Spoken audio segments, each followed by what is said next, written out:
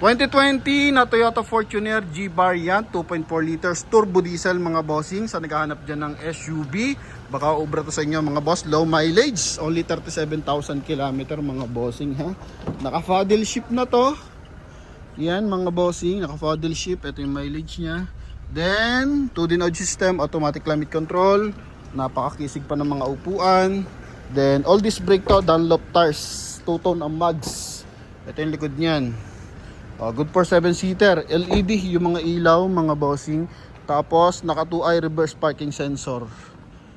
Plantong brown metallic mga boss ang kulay ha. Kaya mapapansin mo, para siyang kakaiba ang kulay mga bossing ha.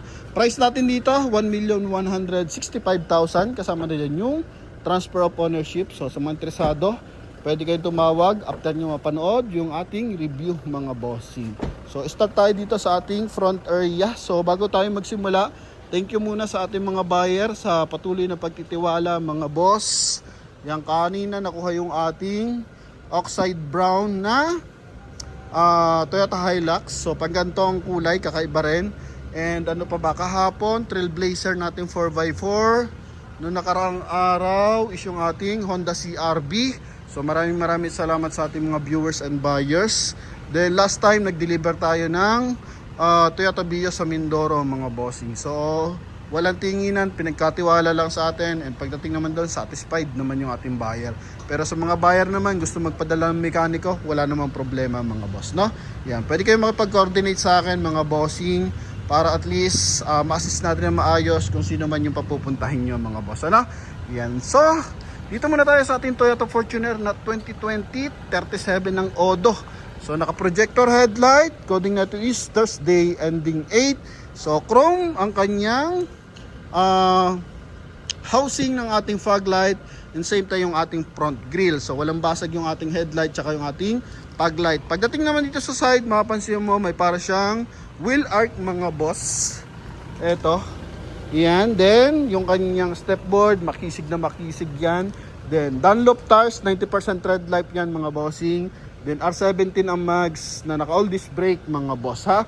Polish gray, tsaka polish silver ang kulay ng ating mags mga bossing. So pagdating dito sa front area, wala man tayong malait. May mga discoloration na maliliit mga bossing, no?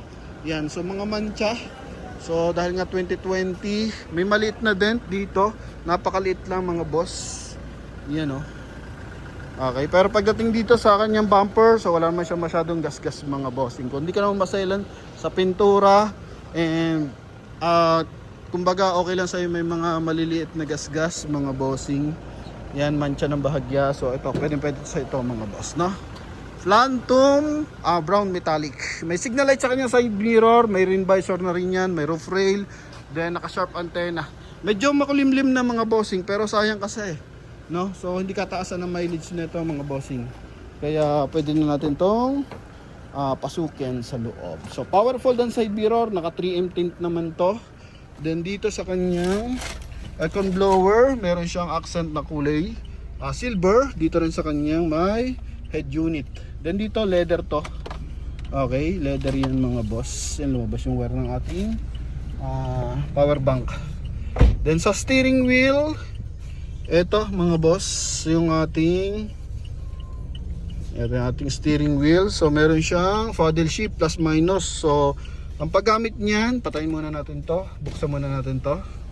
Yan ang paggamit niyan mga bossing, lagay mo lang yung ating transmission sa drive, hatakin mo sa S.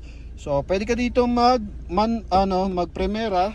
Yan mga bossing, pwede ka mag-primera dito. And same time, pwede rin dito. Okay? Yan, kapag nakalagay sa S yan, ay sorry, hindi pala kita. Kapag nakalagay sa S, so pwede kang mag-primera dyan, segunda, pwede ka rin magbawas. Then dito, pwede rin. Okay, yan o, nakikita nyo. Yan mga boss, o, primera, segunda. Yan. So, good as manual yan mga bossing. Kumbaga, nasa sayo yung desisyon kung ililipat mo ng primera, segunda. Kung yung iba kasi, minsan gusto galitin mo na yung makina, no? Kumbaga para at least mahataw. Pero pag basic traffic, so automatic yan mga boss, no? Then dito, sa kanyang center console mga boss, meron siya wood accent na kulay brown. Ito mga bossing. Tapos kulay blue tsaka kulay white yung ating LED lights na combination color. So yun naman yung mileage natin, 37,951. Dito is wood accent. Ito lang yung in-upgrade dyan, pinapolstery ng bahagya. Kasi dapat leather to mga bossing na makinis. Parang ganito. So pag wala kang parking, so possible magbakbak siya mga bossing. Pero pagdating sa mga upuan, klaradong klarado, goods na goods yan mga boss. Dito nga sa side na to, parang hindi siya nauupuan mga bossing. Sa driver side lang. Din dito, wala naman siyang punit. Siguro dito merong bahagya. Kaya pinalagyan na mga boss. Then ito is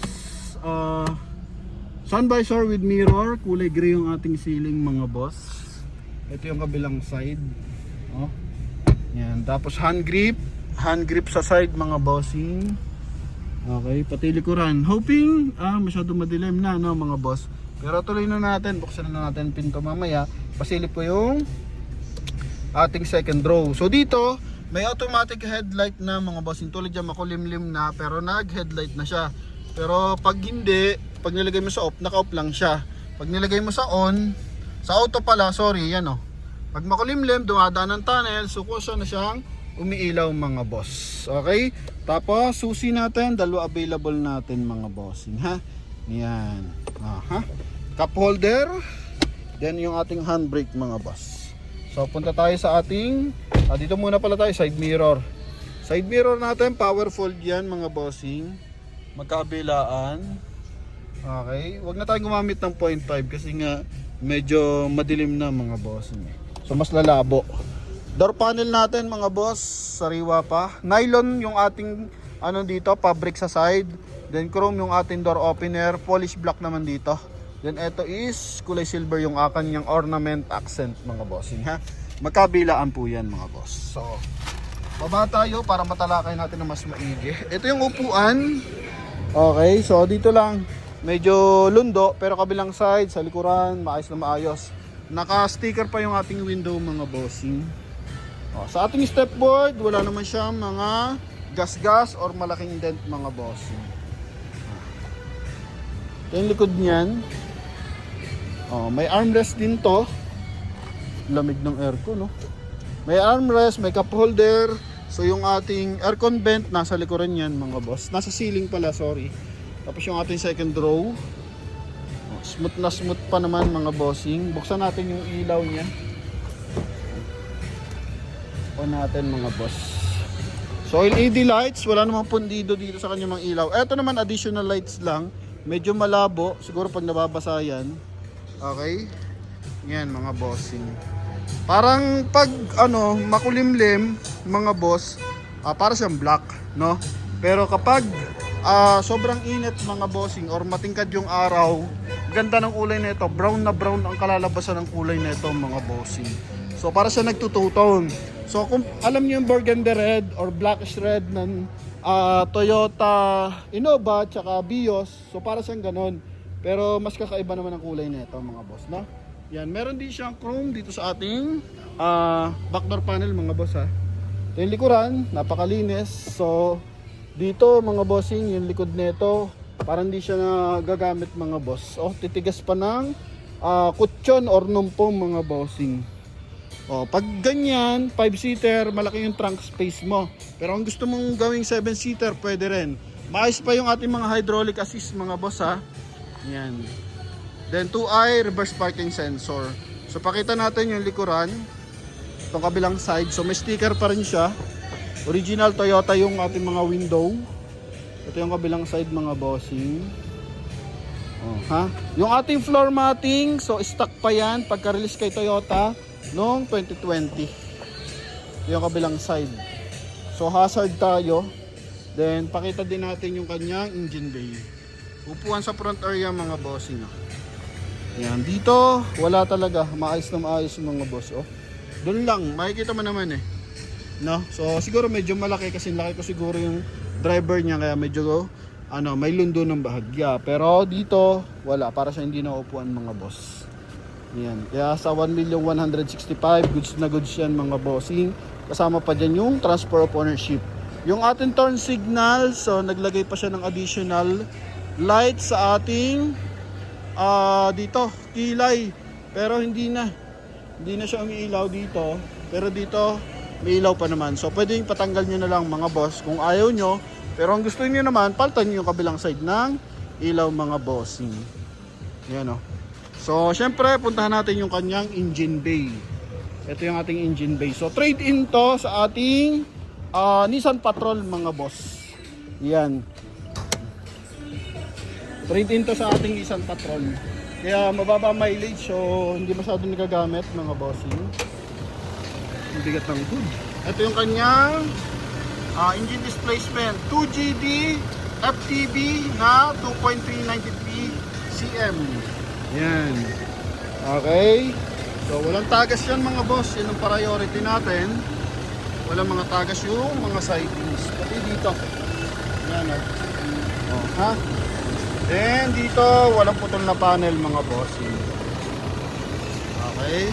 Motolite Gold ang gamit natin baterya. Maayos yung ABS. May mga markings pa mga bossing ha. So, ganda ng timing ng makina nito. Buong insulator. Walang dent mga bossing. Yan. Then busina nito naka-upgrade na mga boss. Busina natin.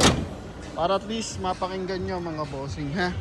So eto sa lahat ng interesado mga boss, pabusina natin. I think bago ng busina eh.